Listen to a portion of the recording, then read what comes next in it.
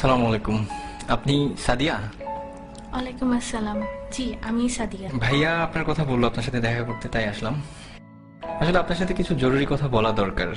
এই মুহূর্তে আমার তেমন কিছুই নেই, চাকরি নেই, পড়াশোনা মাত্র শেষ হলো। সুতরাং বুঝতেই পারছেন বিয়ের জন্য যে একটা মানসিক প্রস্তুতি, তার কোনোটাই আমার নেই। আর আমি জানি ভাইয়া আপনাদের ফ্যামিলিকে অনেক পছন্দ করে, এই জন্যই ভাইয়া চাই যে আমি আপনাকে বিয়ে করি। জি, আমিও তো তাই চাই। আসলে আমি আপনাকে কি বোঝাতে চাচ্ছিলাম আপনি হয়তো বুঝতে পারেননি। বাবা মা মারা যাওয়ার পর থেকে ভাইয়েরা আমার দেখাশোনা করেছে বা এখনো করছে, কিন্তু এই কৃতজ্ঞতা স্বরূপ তো আমি আপনার মতো একজনের ভবিষ্যৎটাকে অন্ধকারে ঠেলে দিতে পারি না।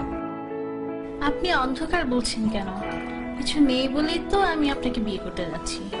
ধরুন আমি একজন টাকাওয়ালা কাউকে বিয়ে করলাম, কিন্তু বিয়ের পর দিন তো সে মারাও যেতে পারে, অথবা তার সব সম্পদ ধ্বংসও হয়ে যেতে পারে। আমি তো টাকা, বাড়ি, গাড়ি এসব দেখে বিয়ে করতে চাই না। আমি চাই একজন ভালো মানুষ।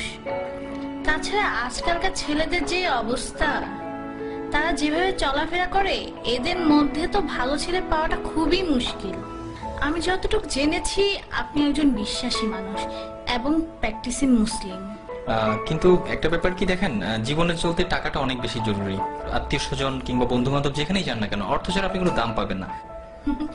আপনি কি মনে করেন যে এই ইটের জেলখানার ভিতরে সুখ আছে? সেখানে আছে মোহ, আছে লোভ, লালসা আর নষ্টামি। তারা সম্পদের পিছনে ছুটতে গিয়ে নিজেদেরকেই হারিয়ে ফেলে। স্বামী স্ত্রীর মাঝে কোনো ভালোবাসা নেই।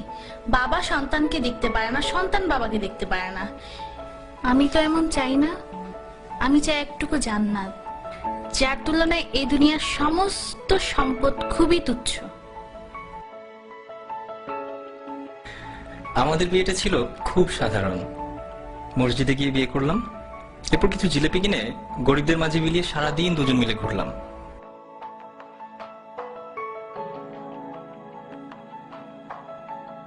আপনি জানতে চাইতে পারেন কি ছিল আমাদের মাঝে?